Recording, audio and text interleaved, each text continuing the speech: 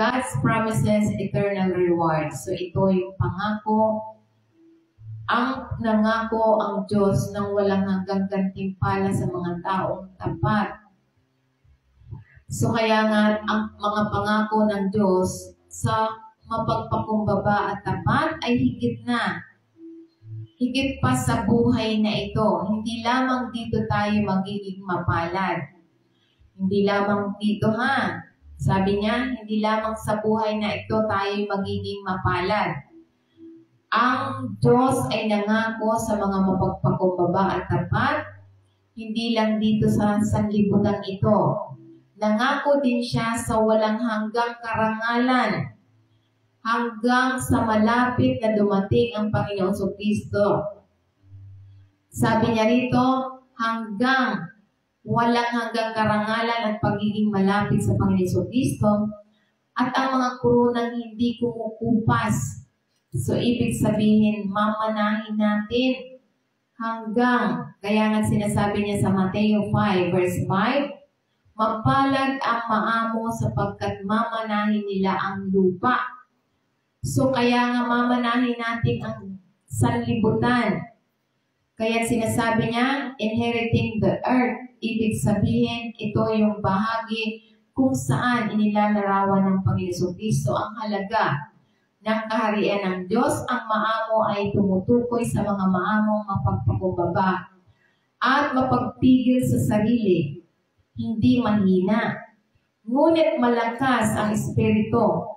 So ito yung sinasabi sa banal na kasulatan, hindi lamang tayo magiging matagumpay dito sa sanlibutan, kundi ito yung sinasabi na tumutukoy na hindi mahina ngunit malakas ang Espiritu at nagpapasakop sa Diyos. So ito yung mahalaga na mamanahin natin yung pinakamalakas, na tayo malakas ang spiritual. Dahil kapag malakas ang ating spiritual, to follow ang physical. So ito yung tayo nagpapasakop sa Diyos. Ito yung mamanahin natin na walang kasing lakas na espiritu dahil tayo nagpapasakop sa Diyos, na ito yung nangako ang Panginoon Kristo sa mga gayong tao sa dakong huli ay tatanggap ng malaking, pinakadakilang malaking gantimpala na sinasagisag na magmana sa lupa. So, ibig sabihin, habang narito tayo sa libutan, punong-puno tayo ng banal na Espiritu ng Diyos, na kahit na anong sitwasyon sa buhay natin, tayo ay nagpapasakop sa Diyos at ang kanyang banal na presensya ay nasa atin. Ito'y isang malakas na panghihikayat para sa mga mas dapat nating piliin ang pagpapakumbaba kaysa pagmamataas, na tayo nagpapasakop sa Diyos. So yung nagpapasakop sa Diyos, ito yung nagpapakumbaba sa harapan niya. Hindi yung sasabihin mo, nagpapakumbaba ako, sasabihin ko, mahirap ako, may sakit ako. Hindi yan nagpapakumbaba. Yan ay nilalapastangan mo yung kapangyarihan ng Diyos. Sasabihin mo na, papakumbaba ako, sasabihin ko, binigyan ako ng Diyos ng sakit. Kasi yan yung katuruan ng iba. Nagpapakumbaba ako, kailangan aminin ko na ito lang talaga binigay sa akin ng Diyos ang sakit. Ito lang talaga mahirap ako. Binigay ito sa akin ng Diyos ang maging mahirap. So kapag ganyan ang yung sasabihin na nagpapakumbaba ka at ganyan ang salita mo, nilalapastangan mo ang Diyos. Eh sabi niya nagpakahirap siya para ikaw ay umaman. Tapos sasabihin mo, mahirap ka lang. Tapos siya ang nagdala ng sakit mo para hindi ka magkasakit. Tapos sasabihin mo, binigyan ako ng Diyos ng sakit. Hindi nagbibigay ang Diyos ng sakit. Nasa pagpili mo yan. Kaya nga, dapat alam natin ang salita ng Diyos. So kaya sinasabi sa banal na kasulatan, ang nagpapakumbaba, yan yung nagpapasakop sa Diyos.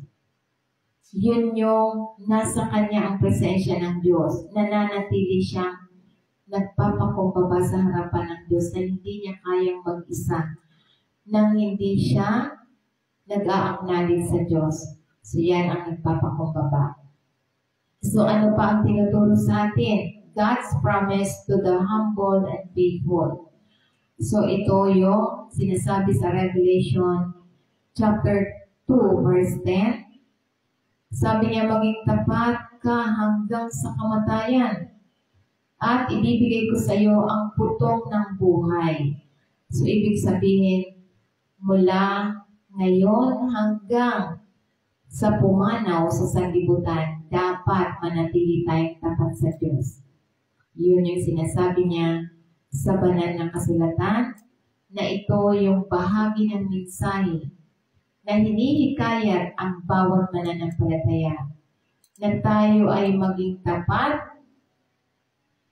kahit na manatili tayong tapat at matapang sa harap ng pag-uusig at pagdurusa. So kahit na tayo ay nakakaharap ng mga hamon, mga pagsubok at pagdurusa tulad ni Joseph. Si Joseph ay humarap sa mga pagsubok, mga hamon, ngunit siya'y nanatiling tapat. Nagdusa si Joseph. Nagdusa siya sa kulungan dahil sa mga hamon at pagsubok at tukso. Ngunit sa kabila ng kanyang pagdurusa, nanatili siyang tapat.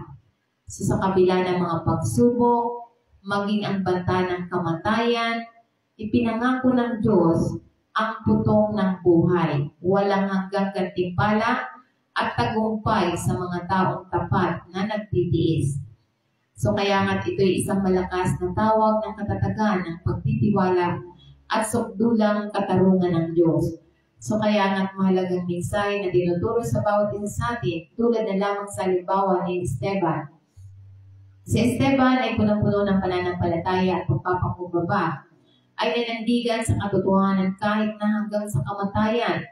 Nakita niya ang Panginoong Kristo na nakatayo sa paanan ng Diyos, para parangalan ng Diyos. So ito yung nakita niya sa ng Panginoong Kristo na nakatayo para sa parangalan siya. So kaya nga ito'y sinasabi sa magandang balita. So mababasa natin yan sa Acts chapter 7 verse 55 to 56.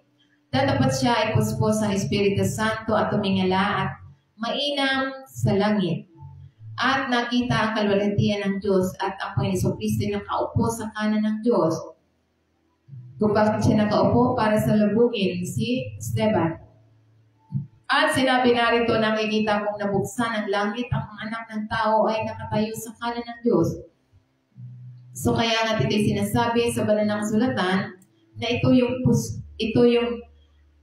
pangitain ni Esteban bago siya ay naging martir. Puspos ng banal na Espiritu Santo, nakita ni Esteban ang isang maluwalhating pangitain ng Panginoong Kristo na nakatayo sa kanan ng Diyos. Isang posisyon ng karangalan at kapangyarihan. Ang makapangyarihang pagpapahayag ni Esteban ay nagpapatunay ng banal na katayuan ng Panginoong Kristo at nagbigay ng lakas ng loob kay Esteban habang siya ay humaharap sa kamatayan. So ito ay isang malalim na sandali ng papakita ng tagumpay ng ating Panginoong Kristo at ang pag-asa ng langit. So kaya nga't mahalagang mensahe na dapat tayo manindigan, maging mapagkumbaba at maging tapat sa harapan ng Diyos para tayo itataas at hindi papayag ang Diyos na mananatiling nasa baba. Ibig sabihin na mananatiling kang kutsain ng mga tao. Hindi tayo mananatili sa ganyan dahil ito ang pangako ng Diyos sa atin na tayo itataas sa takdang panahon kung tayo ay nagpapakumbaba at tapat sa Kanya. So kaya nga malagang mensahe na dapat tandaan natin na ito ang nagbubukas ng pintuan ng gantimpala, pagpapala, tagumpay, ang pangako ng walang hanggang gantimpala kapag tayo nagpapakumbaba at tapat. Hindi lamang sa buhay na ito, kundi hanggang darating na panahon. At iwan natin sa sanlibutan, mananatili ito hanggang sa ating mga kaapu-apuhan. Kung tayo mananatiling tapat at mapagpakumbaba. So kaya nga't mapalad tayo na nananatili tayo naglilingkod, nananatili tayo sa pangako ng Panginoon. Amen.